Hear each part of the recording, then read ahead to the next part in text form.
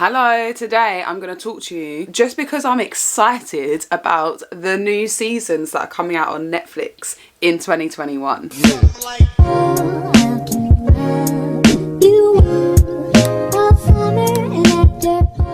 So I'm going to tell you about 10 new things that are going to be on Netflix, which are new seasons to series I've watched before, and I'm going to tell you about the 10 that I'm most excited about and why you should watch them as well. Netflix, if you want to sponsor this video, let me know. Season 3 of You. Not you, as in you watching this, as in the creepy, messed up, stalker you. I'm gonna have to keep looking up their names as I'm talking to you and stuff, because as much as I love these series, I've forgotten them. What's his name? Oh, his name's Joe. That was it. So season 1 was between Joe and Beck, who he had an obsession with, and then that transpires. And then season 2 was to do with Joe and a girl that he was with called Love. And then if you have watched it, you'll know that the ending of season 2, you're like, oh God, what is Joe gonna get up to in season 3? It's like he met his match in season 2 and now he's moving into season 3.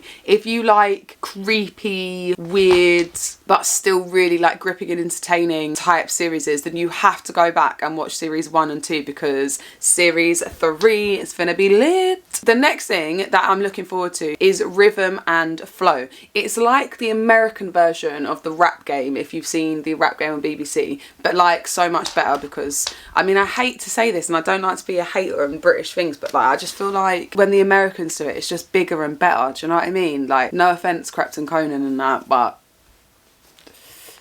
it's just better. In Rhythm and Flow, in the last series, was on the judging panel, you had T.I., Chance the Rapper, and you had Cardi B as well. And then they had different guest judges like Snoop Dogg, they had one of the Migos, and all of these lot. And they had different guest judges that come in and help them see the best talent across America. I absolutely loved Rhythm and Flow last year. I don't care how cheesy it is, but I don't watch X Factor or The Voice or any of these bullshit programs anymore, but Rhythm and Flow's like a talent show that I can fucks with, I can get with that. It had some of the most amazing rappers on it last year, I literally loved them. The whole show itself was just full of entertainment, and I absolutely love Chance the Rapper. I know it's so sad, but I genuinely feel like we could be friends. He's probably okay, not that he'd ever see this, so he's probably not like anything, but yeah. And Cardi B is just jokes. She's always gonna bring fun to anything that she's in.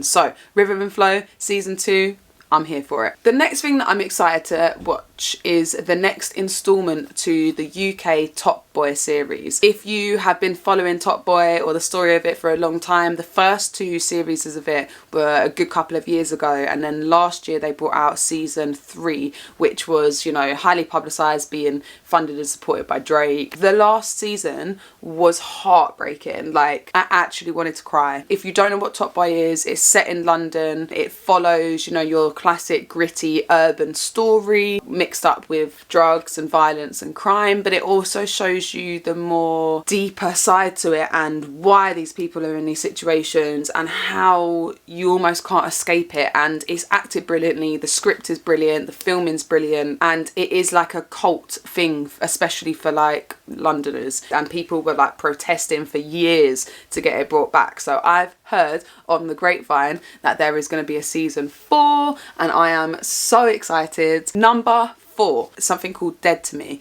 Not many people have actually watched it. I don't know the name of the 2 actresses in it, but they are absolutely hilarious. It's a dark comedy surrounding one of the women having lost her husband in a motor traffic accident, and then she meets this other woman who's kind of involved in that situation, and then it all unfolds. So although it deals with these serious topics like grief and murder and death and sort of stuff, it actually had me laughing out loud. It's scripted so well and it's written and acted so well as well. So Dead to Me, if you haven't watched it, go back and watch the other series. It's so good. I don't hear too many people talking about it. It's one of those kind of Netflix hidden gems, so you're welcome. The 5th thing that I'm so excited to come out for in 2021 is Ozark. If you haven't seen Ozark, what are you doing? People are oh, I watched the first one, it was a bit boring. Like, honestly, if you give this some time, it is one of the best series that I've ever watched. Ruth and Darlene are probably some of my favourite all-time characters from any series ever. Like, what the fuck are you gonna do? Kill me? You fucking bitch wolf? The way that season 3 was left, it was literally like, like, I've never been so shocked in my life. Like, I literally was like it was just I can't say anymore because I'm about to give it away, but it was intense. If you don't know what Ozark is, it's quite difficult to describe, but it's surrounding this quite ordinary couple who live like far out in America, and their money laundering and just the general escapades that they get into surrounding that, to do with like these crazy hillbillies that are trying to kill them, and just loads of drama. But it's like something I've never watched before because it's a very different storyline. Season 3 was like my favourite season so far, so I've just got massive high hopes for season 4 and I can't wait. Don't know if you can tell. Number 6, something completely different but something I am genuinely really excited for, is Queer Eye. If you haven't seen Queer Eye, it follows around these 4 gentlemen who go around and they just spread sheer joy to people that deserve it. I'm saying I'm looking forward to the new season. It's not something that you sit down and watch like episode after episode, but it's like this feel good makeover show where they do their clothes, their hair, they like redo their apartment, they teach them how to cook. You've got like a life coach as well. I just want all of the Queer Eye people to be my friend because they're just so fucking cool and just so like upbeat and love life. B, like, I want all of those things. I want my apartment redone just for being a nice person. I guess you have to be a nice person. I put it on whilst I'm getting ready, or it's a really good like hungover show, you know, when you're feeling a little bit fragile, and like Queer Eye's the sort of thing you can just have a little cry at because it's just so cute. Really nice, easy watch. So I've watched all of the Queer Eye episodes, so now I need more feel good stuff because I'm constantly reading depressive things, watching depressive things. Very excited. The next thing that I'm looking forward to is a load of rubbish.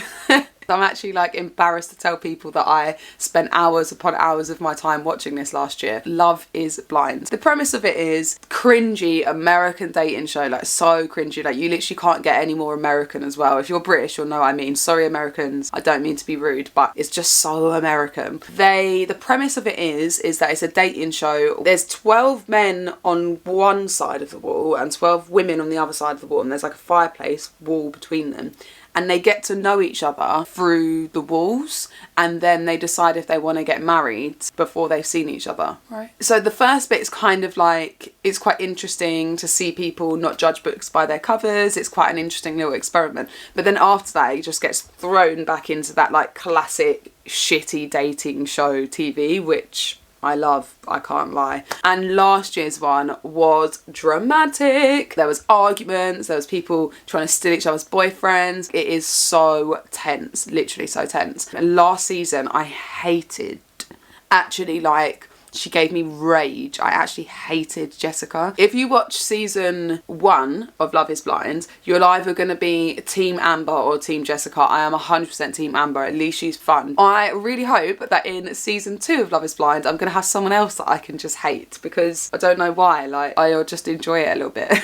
The next thing that I'm really looking forward to that's coming out on Netflix is Ratchet. If you didn't watch season 1, it's like this really well filmed, like the cinematography in it is amazing. Like each shot is so well put together and the colour grading is beautiful and the styling of it is beautiful. That is set in the 1940s in California, I think it is, at this fictional hospital called Lucia State Hospital. You might recognise Ratchet, Nurse Ratchet, from One Flew Over the Cuckoo's Nest. So it is kind of like this spin-off story about Nurse Ratchet and how she came to be the person that she is in One Flew Over the Cuckoo's Nest, which is a fantastic book, which I love. So it gave me like another reason to watch it because it's like an adaptation of a book. It's this like, it's kind of got like American Horror Story vibes. It's a bit like gory, creepy. Obviously there's a lot to do with like mental health and how mental health patients were treated back in those days with these like crazy surgeries and remedies that they thought they had. What is it, a lobotomy, when they like go into the brain and stuff. It's just absolutely insane, very like stylized and alternative, and I really enjoyed season 1, so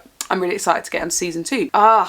The next one. I cannot wait for season 2 of Russian Doll. Russian Doll is another one of these like hidden gems. Like, I don't know that many people that have watched it on Netflix, but my best friend suggested it to me, and she always is like so good with like interesting and quirky recommendations. So she suggested it to me, and then I watched it with my partner, and it is so good. Like literally one of the best things I watched last year. The premise of it is a girl or a woman who's trapped in this cycle where she is reliving the same night again and again and again, and she keeps dying and then coming back. I'm not giving anything away because this happens in the first episode. She keeps dying and then coming back to the same party, and it's about her trying to like work out what's happening to her. And if you'd have told me what it was about like that, I probably wouldn't have been into it that much, because I'm a bit like, but the way it's done is so good. You never get bored of going back to the same character. It's almost like restricted and confined by this thing of her coming back again to this party, but it doesn't feel that way at all. The main character is really likeable. Her name's Natasha. She's like tenacious, very cynical, very sarcastic, and I think that that really helps, because that character like really makes you want to keep watching it, and you're like rooting for her the whole way through. It came out in 2019, but I watched it last year. In 2021 we're gonna get the next installment, so amazing. The last one that I cannot wait to watch, my 10th thing that I cannot wait to watch on Netflix in the new year, is called The Sinner. It is going to be season 3, 4. I haven't researched this video very well, have I? Season 4. Season 4. Or each of the seasons are able to watch like standalone. They all focus around a different crime, so you can watch them alone, but I would say definitely go back and watch the first one, which has got Justin Timberlake's wife in it. What's her name? Jessica Biel. Yeah, go back and watch the first ones because they are really, really good. But each season of The Sinner is different, but it's all focused around like weird, warped, strange crimes. The story develops and you centered around this main detective who's this very complex character himself with his own issues, and he is delving in his maybe quite unconventional way of detective work, and it's always very strange. Like the crime is never really what you think it is, and it's always got this like odd kind of sides to it. So I can't wait to see what messed up crime he is going to be investigating in the season 4 of The Sinner. So those are 10 things that I think that you guys should be watching in 2021. Hopefully that gives you a little bit of things to catch up on and watch if you haven't already watched them, so that you're ready for 2021. If you like any of them that I've spoken about today, please do comment and like this video. Comment and let me know if you've watched any of these series, if you hate them, if you love them, if you're excited as well, or if you're gonna watch them. I better go and like do some reading, so I've got a lot of TV watching. Basically, I just want to get paid to watch TV, read books and talk about them. So if anyone out there has an opportunity for that, then please do let me know. Thank you for watching me Babylon. I never know how to end this. I just feel so awkward saying goodbye to a camera. Thank you for watching.